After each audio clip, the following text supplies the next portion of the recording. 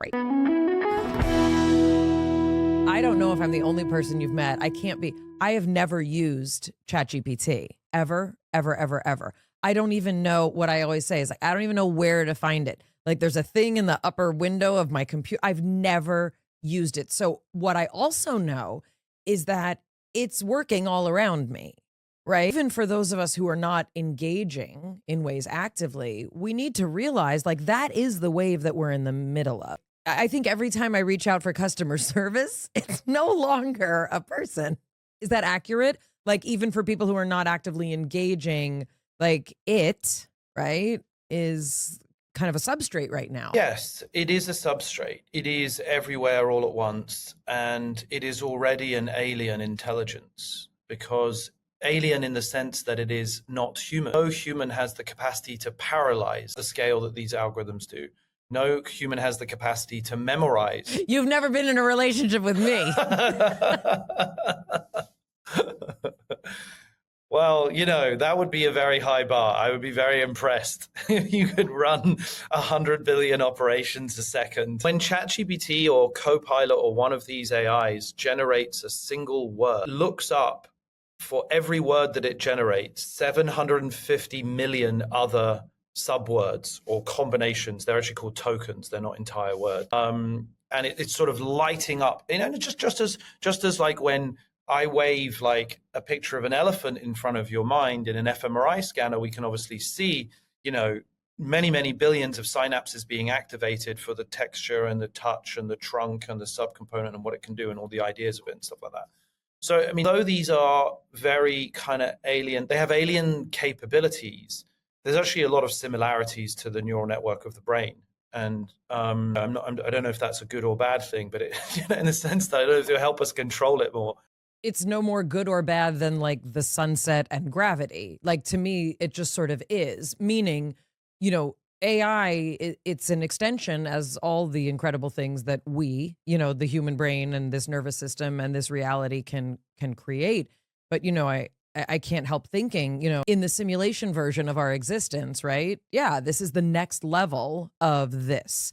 And, even if you want to speak to the most skilled astrobiologists and astrophysicists about what is alien, what could exist, right? Fact is, there's a level of intelligence that we cannot yet fathom.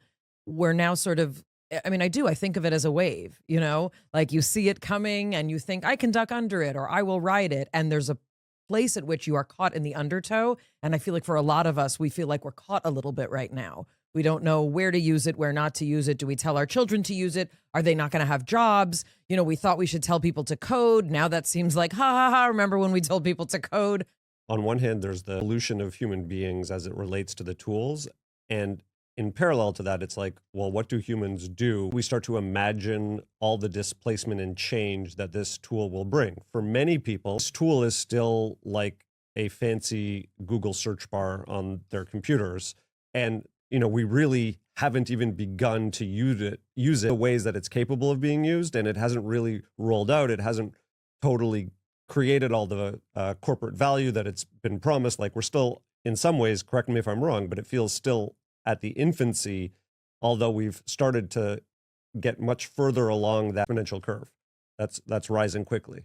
Absolutely spot on. And, it feels like we're at the infancy, but it is also the most magical experience that I think I've ever seen. And I think many people feel the same way. It is unbelievable. You can have a fluent natural language, perfect conversation completely seamlessly at a PhD grade level in a tone that is completely engaging and understandable and like suits your style, as though you or I are having a conversation right now. To me, that's not infant. Like to me, that is like, we are here. This is the most powerful technology we've ever invented, and it is growing in performance and capability exponentially quickly. And I think I'd much rather people grounded on that reality. There's a lot of like nonsense news about like, oh, low AI adoption. This is not true. There are hundreds of millions of people a day using these tools for every single use case you can imagine. The number one most popular use case on ChatGPT or Copilot, companionship and therapy. That is not a self-elected notion that I'm going to go to therapy. It's just, damn, like, should I move country and get this new job? should I break up with my boyfriend? Should I, like, how do I make up with my mom because I had a go at her the other day? That's not therapy. Because these models were designed to be non-judgmental, non-directional, and with non-violent communication as their primary method, which is to be even-handed, to have reflective listening, to be empathetic, to be respectful, it turned out to be something that the world needs. Like, we all need a place where we can ask a stupid question repeatedly in a private way without feeling embarrassed, over and over in 5 different ways. And remarkably, that's the primary use case. Obviously, it's also super intelligent. It answers any question, blah, blah, blah.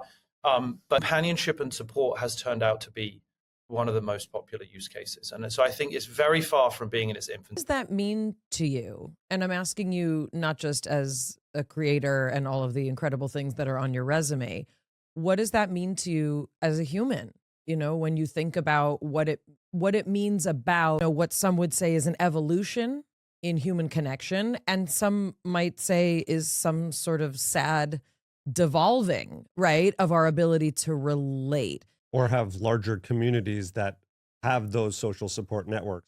I almost feel like we need a new set of words, right? To me, like an AI companion is different than a companion. An AI therapist is different than a therapist, right? What does it mean to you as a human to think about the level of, it's really about changing the way people frame their lives, right? If you were to tell me, we have a drug that helps you, not die of having type 1 diabetes, I'd be like, that's amazing. And it improves the quality of life. So what we're potentially talking about, if this is the main use, right, globally, we're talking about what if we had a tool, right, that could make people less lonely, healthier, more connected, and actually make better decisions in their life. Honestly, you literally just summed up my personal motivation for getting in this field 15, 16 years ago. I have a background in philosophy, not in computer science. I dropped out of Oxford to start a charity, a telephone counseling service, a peer-to-peer listening and befriending service. That has been like the primary motivation of a lot of my work throughout my entire career. And I knew that this trajectory was going to enable us to create these kinds of experiences a very long time ago. It was very clear to me that we were climbing this ladder of capability, and that actually a huge social unlock in the world, just demonstrating kind and respectful behavior to one another. And these models can clearly do that. Now, they can go wrong too. They can be too sycophantic. When they first started, they were a little bit stubborn and a bit, sort of inflexible. They wouldn't take feedback. That's the upside. The upside is that this is a way to spread kindness and love and detoxify ourselves so that we can show up in the best way that we possibly can in the real world with the people, the humans that we love. The downside of this that makes me scared, of course, is that, there's definitely a dependency risk, and it raises the bar of human experience because it's an always on, highly patient, very kind and supportive kind of companion, which, is really knowledgeable, remembers what you've said to it, and, over time makes you feel seen and understood in ways that maybe other humans, it's a very hard thing to do. Maybe your best friends can or your partner can, but it's a tough thing. Makes me sad is that I don't know that it's always been the human experience to not feel connected, heard, understood, held, and loved. Right. A lot of what you're describing is essentially, look, it depends on also your religious perspective. We evolved to be creatures of connection, all of these beautiful things in theory. And obviously the human experience is complicated. For many of us, it is our lifestyle. It is the pacing of our culture, right, that pulls us away from connection. Johann Hari talks about, how, what if we don't all need SSRIs? What if we actually need to be in contact with other human beings, right? So obviously this is a necessary and extremely significant and critically important service, right? But for many of us, there's also a kind of sadness, especially for us old folks, about what we've lost that then needs this to repair it. Yeah, well, fundamentally, that acceptance, validation, support that we're getting on a cognitive, rational level is void of the human presence of looking into someone else's eyes, of feeling seen in a human way. So AI is more available, has all these other things, but it doesn't give you the presence of human interaction, which we know sitting in a room with someone does.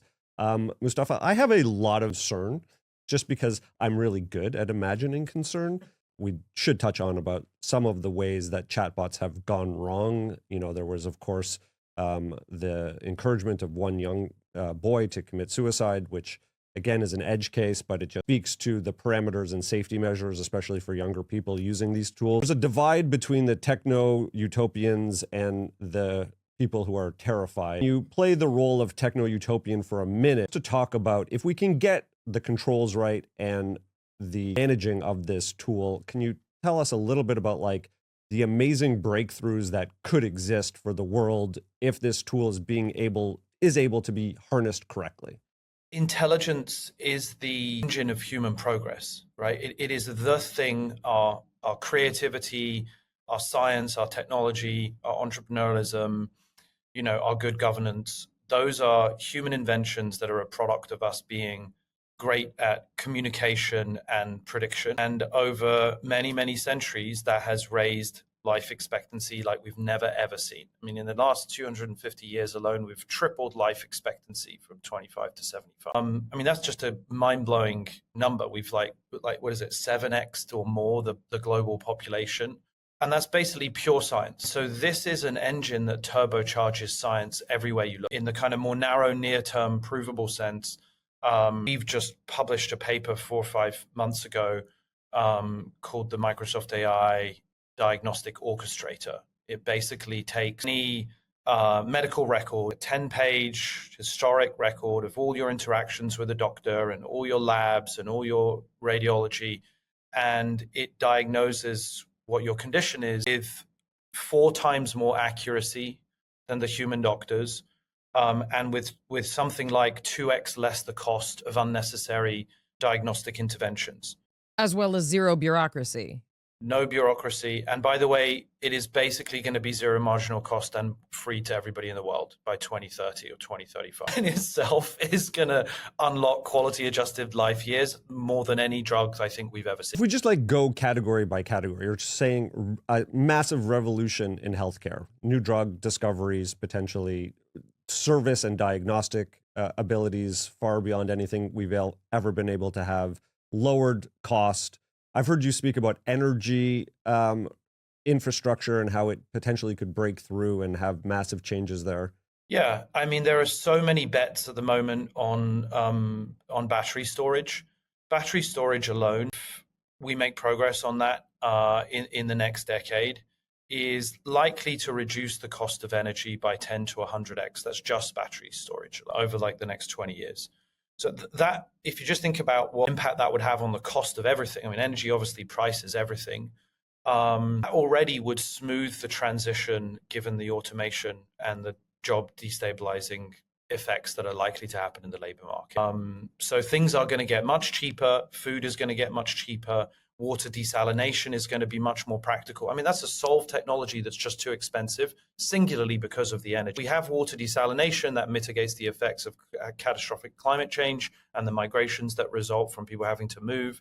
It means that we can grow crops in much more arid environments because we can suddenly have water in the Sahara and so on. It's not science fiction. I mean, you know, we've actually seen it already in practice in Israel and in Saudi. It's totally feasible. It's just that the cost is 10x too high to scale it to poorer parts of the world. So there are so many of these like emergent effects that come from addressing foundational technologies like energy or in healthcare or in food production. And I think it's very reasonable to predict massive breakthroughs, like true, you know, abundance relative to where we are of 10 to 100x in the next 20 years. I do want to spend a little bit of time and give a little bit of attention to the complexity of something that is holding so much promise, while us also not being able to control out of control aspects of it, ways that people will manipulate, the ways that it's becoming increasingly complicated. I mean, it already was becoming complicated to know who to trust and how, you know, given at least I think the state of our government as well, you know, what is true and who do we trust? How do we hold both of these things at once? That we have this technology can do all of these unbelievable things that will change the course of the planet, healthcare, you know, all of these things. And also it can be used to manipulate, to lie, to deceive. And in many cases, there are certain aspects of the learning that it does, which we cannot predict. You hold both of those things And then practically, what does that look like for people who, in particular, are concerned that we're, especially for young people, not giving them the ability to master human interaction in a way that's meaningful? So many great points there. So, I mean, you said a little bit earlier that the big challenge is finding metaphors to describe what this is. It's not a therapist, it's not a companion, it's not a friend. People often call it a tool. And there's lots to learn from the history of tools that is very relevant here, because clearly, a knife is dual use just as much as a laptop is dual use, just as much as telecommunications infrastructure is dual use. So clearly these AIs are going to be omni-use. I mean, everyone is going to be able to use them for everything. And just as when the printing press came out, it amplified dissent in lots of good and bad ways. It spread misinformation much as it enabled us to sort of turbocharge science. Every individual, organization, religious group, government, nonprofit, academics, activist is going to think, great, now I have a super intelligent agent that can amplify my perspective, my value, my culture, my politics, my version of truth. And so just as we've had this curse of a lack of social intimacy because of scale, right? It's kind of what you were saying earlier, is like we don't have that tribe so much anymore, that family, that physical touch, the directness of that, lower than Dunbar's number contact.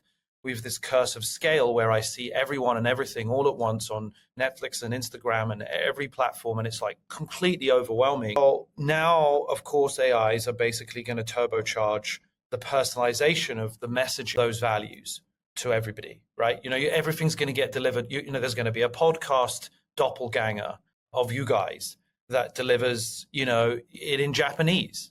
And delivers it to someone who's, a Gen Alpha versus someone who's a Silver Surfer. And then you can imagine every sort of flavor of personalization within that, which is obviously what TikTok and YouTube now are versus terrestrial TV or satellite TV. The only way to avert that course for significant large-scale coordination at a company level and at a government level internationally. That's not going to happen, though. Well, exactly. This is the circular thing that we always get into over and over.